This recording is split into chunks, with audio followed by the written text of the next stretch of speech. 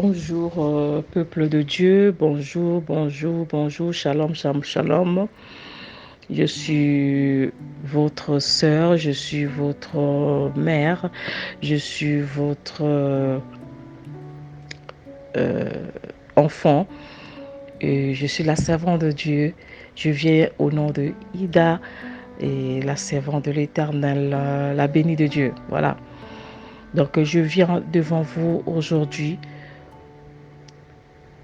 avec un passage que Dieu veut partager avec vous et pour l'édification du corps du Christ. C'est ce que Dieu veut que nous fassions. Et quand il avait dit aux apôtres qu'il est bon que je m'en aille, que je vous enverrai le Saint-Esprit, qu'il est l'enseignant par excellence, il vient vous enseigner de ma part. Et vous soyez mes témoins dans Judée, dans Jérusalem et dans toutes les extrémités de la terre, fait des nations, mes disciples.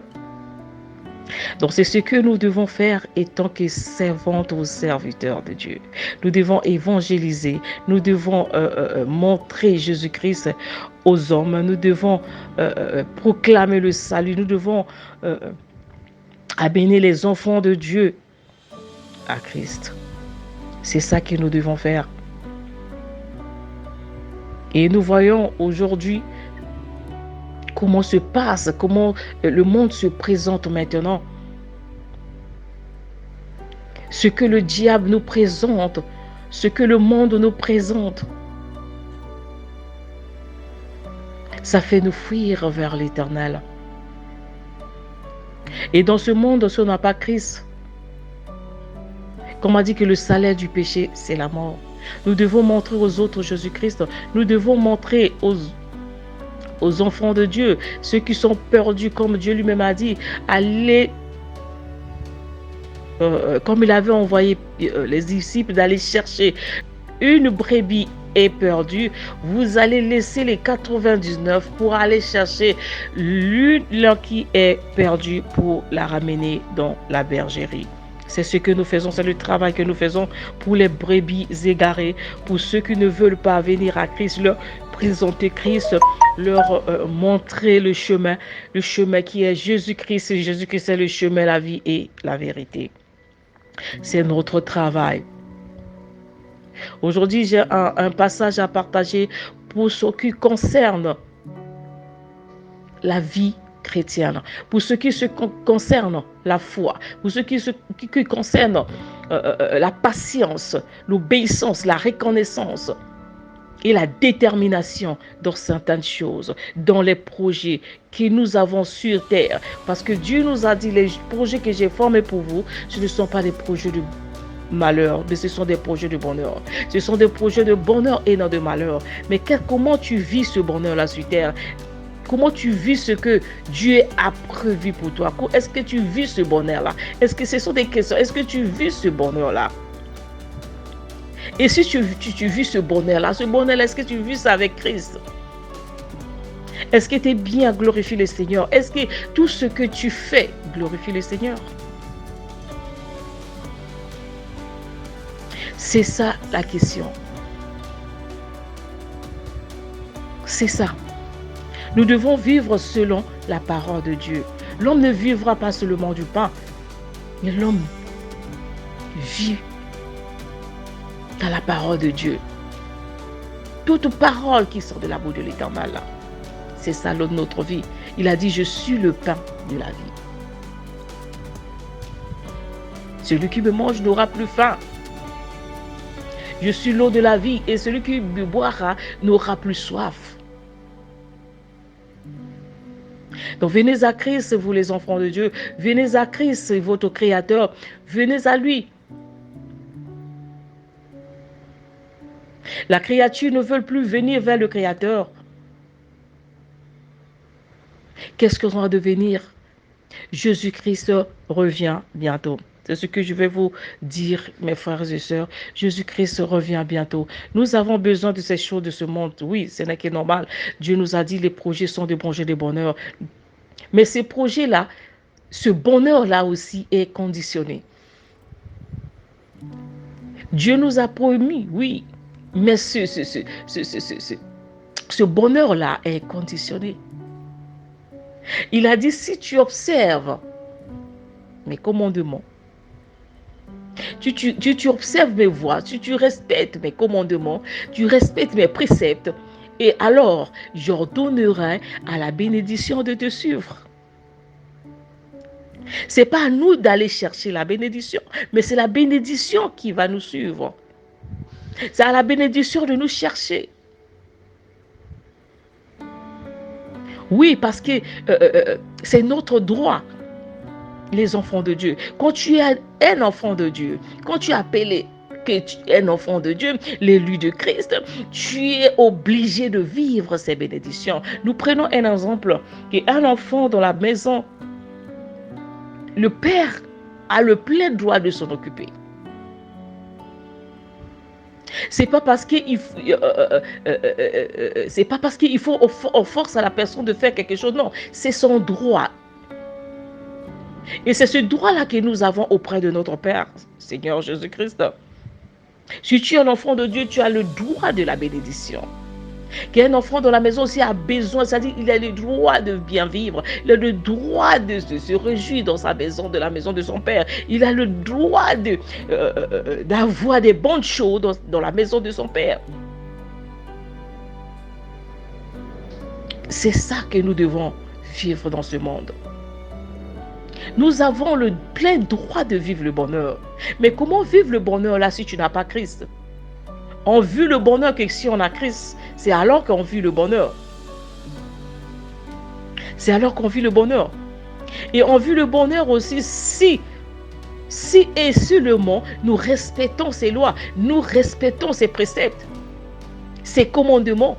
Et alors que nous disons que nous sommes les enfants de Dieu, et cela est notre droit. La bénédiction éternelle. Nous voyons, je vais prendre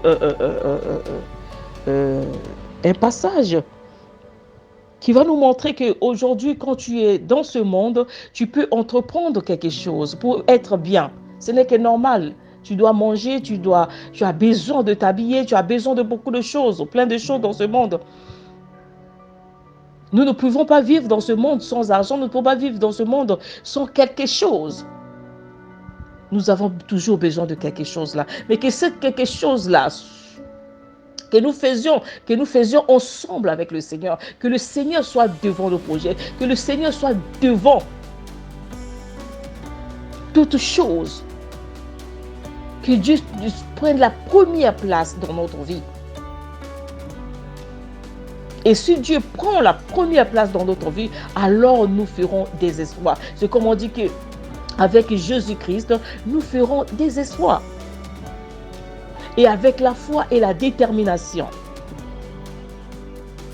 Je prends ce passage-là dans Néhémie 2. Je vais lire, il y a des parties que je vais sauter pour y aller un peu, pour la compréhension. Je vais lire la parole de Dieu au nom de Jésus. Au mois de Nissan, la 20e année du royaume de Artaxerxès, comme le vin était devant lui, ça c'est Néhémie qui parle, je pris le vin et je l'offris au roi. Jamais je n'avais paru triste en sa présence. Le roi me dit, pourquoi as-tu mauvais visage? Tu n'es pourtant pas malade. Ce n'est peut-être qu'un chagrin de cœur. Je fus saisi d'une grande crainte. Et je répondis au roi, que le roi vive éternellement. Comment n'aurais-je pas mauvais visage lorsque la ville où sont les sépulcres de mes pères est détruite et que ses portes sont consumées par le feu? Et le roi me dit, que demandes-tu? Je priais le Dieu des cieux. Et j'ai répondu au roi, c'est toujours Néhémie, si le roi le trouve bon et si ton serviteur lui est agréable, envoie-moi en Juda, vers la ville des sépulcres de mes pères pour que je la rebâtisse. Je saute de là, ça c'est Néhémie, je saute là, je viens. Je me rendis auprès des gouverneurs de l'autre côté du fleuve et je leur remis les lettres du roi qui m'avait fait accompagner par des chefs de l'armée et par des cavaliers. Sambala le Ronite et Tobija, le serviteur ammonite, l'ayant pris, eurent un grand déplaisir de ce qu'il venait un homme pour chercher le bien des enfants d'Israël. Je saute encore là. Et Sambala de Ronite, Tobija, le serviteur ammonite, et Geshem, l'arabe, en ayant été informés, se moquèrent de nous et nous méprisèrent. Ils dirent que faites-vous là?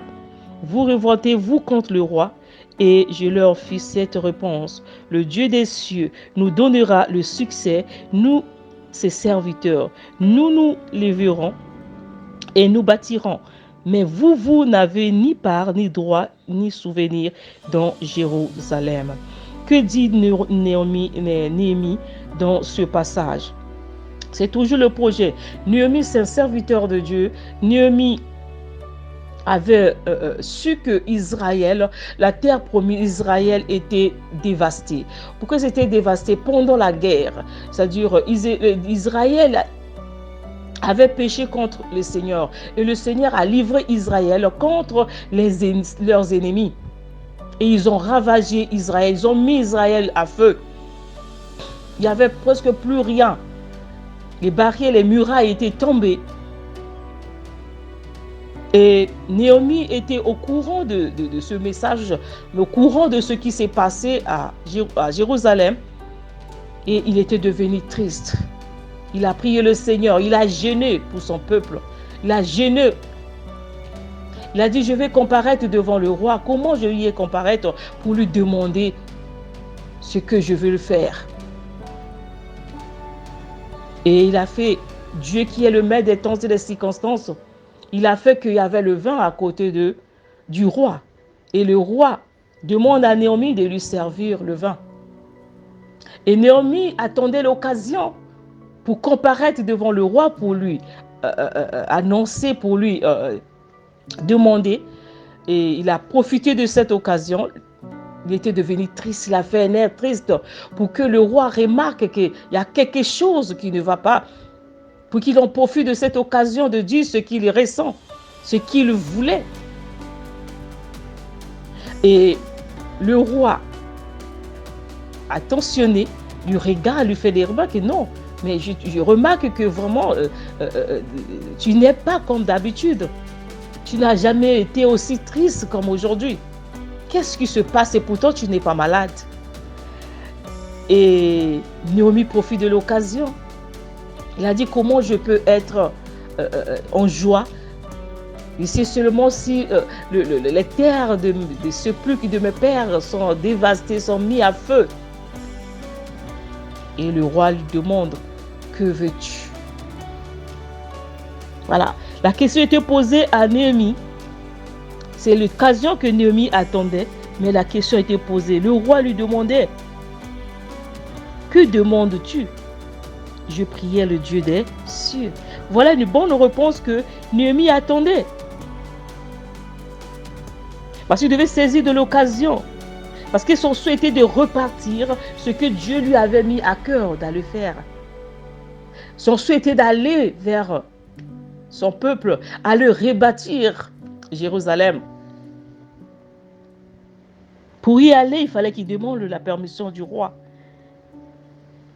Et c'était ce qui s'est fait. Mais c'est ça que l'attitude d'un enfant de Dieu doit l'être. Tu vois, tu es devant un obstacle, tu es devant quelque chose qui fait que tu ne peux pas traverser. C'est un obstacle. Que ferais-tu? Quelle est ton attitude? Que ferais-tu?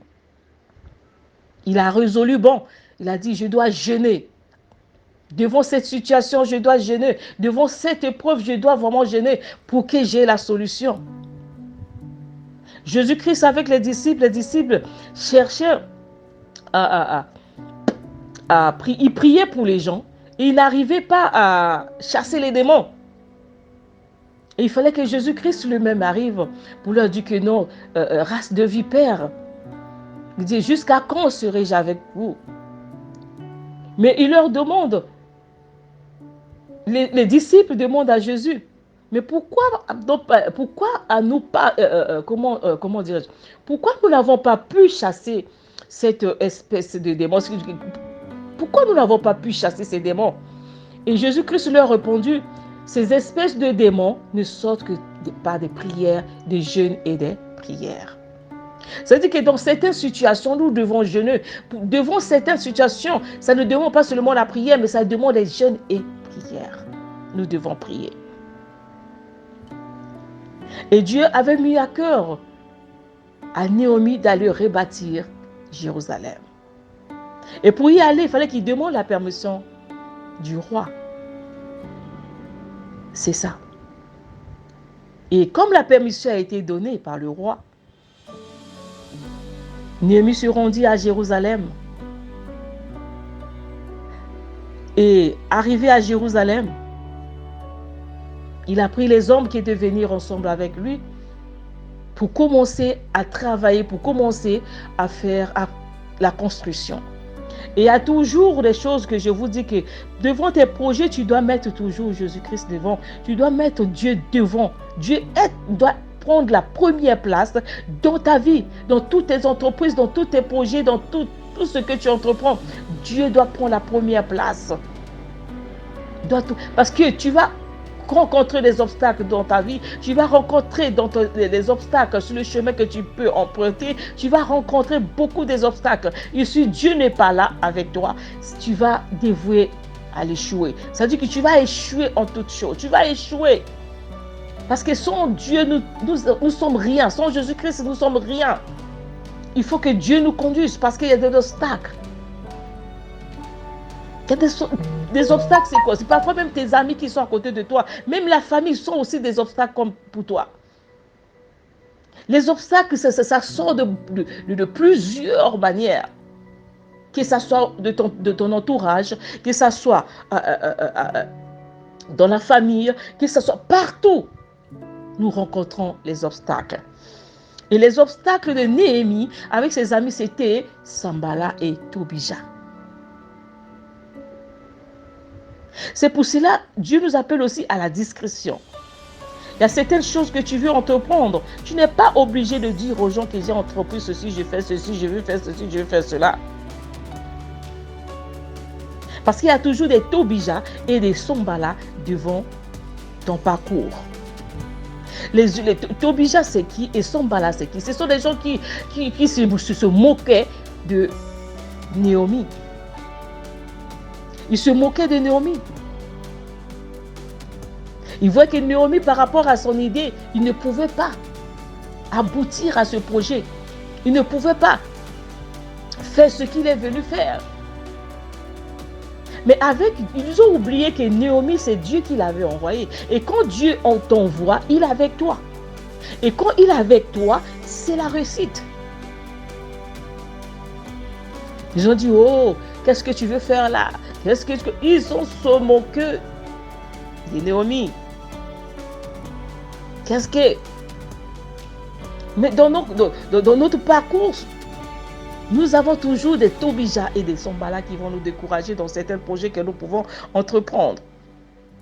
Tu veux dire que non, je vais faire un commerce, je vais faire ceci. Oh, laisse, nous sommes passés par là. On va te décourager. On va chercher des mots pour que tu abandonnes. Et Dieu dit, n'abandonne pas, n'abandonne jamais. Même si Tobija se manifeste devant toi, même si Sanballat se manifeste devant toi, n'abandonne jamais. N'abandonne jamais si Tobija est devant toi. N'abandonne jamais parce que le Seigneur est avec toi. Le Seigneur est avec toi. Il y aura des gens qui vont te décourager sur ton parcours. Il y a des gens qui vont te décourager par rapport à ce que tu veux entreprendre. Mais étant donné que tu as la conviction, il faut avoir la détermination, étant donné que le Seigneur est avec toi, tu vas réussir. Tu dois fermer tes oreilles, tu dois fermer au dire des gens. Il faut être déterminé pour ne pas être découragé, pour ne pas abandonner ce que tu as prévu de faire. Il y aura toujours des Sambala. Les Sambala peuvent être tes amis. Les Sambala peuvent être tes soeurs, tes frères, ton entourage. Quelqu'un va te décourager. Ce que tu veux faire comme projet, étant donné qu'il y a des Tobija et des Sambala qui sont autour de toi, ils vont te décourager. Oh, mais nous sommes passés par là. On n'a pas réussi, mais c'est toi qui vas réussir. Mais nous ne sommes pas égaux. Chacun de nous a sa destinée. Chacun de nous a sa grâce. Chacun de nous a sa grâce. Toi, tu as échoué, mais moi, je vais réussir parce que toi, peut-être, tu as échoué, tu n'as pas mis Jésus-Christ devant. Mais moi, je vais réussir parce que je vais mettre Jésus-Christ devant moi. Avec Jésus-Christ, je ferai des espoirs. Il va ouvrir les portes là où les portes étaient fermées.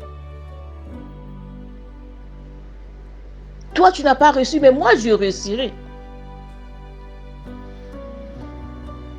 Moi, je réussirai. Donc, c'est ça. Un enfant de Dieu doit avoir la détermination de tout ce qu'il est en train de faire, la confiance, la foi, que ce que je veux faire, même aujourd'hui, ça n'aboutit pas. Je sais que demain, ça va aboutir. Même si aujourd'hui, je ne récolte pas, je suis en train de s'aimer avec peine, avec larmes. Mais demain, je récolterai avec joie. Et Naomi lui a dit, je le ferai. Naomi, ce n'était pas son problème, il a dit.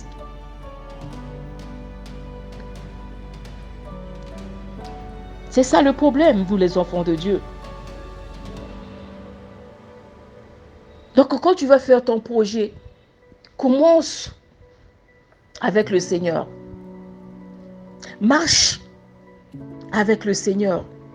Et quand tu commences avec le Seigneur, tu termineras aussi avec le Seigneur. Tout ton parcours, le Seigneur sera avec toi. Les obstacles que tu vas trouver devant, le Seigneur sera avec toi. Il te fait traverser les obstacles. Il va planir les montagnes. Il va planir les murs qui vont se lever devant toi. Méfie-toi des Sambala. Méfie-toi des Tobija. Ceux qui viennent, les amis, c'est-à-dire je peux les appeler les ennemis de la destinée. Ceux qui ne veulent pas que tu arrives là où Dieu voulait que tu arrives. Qui vont te décourager en cours de chemin.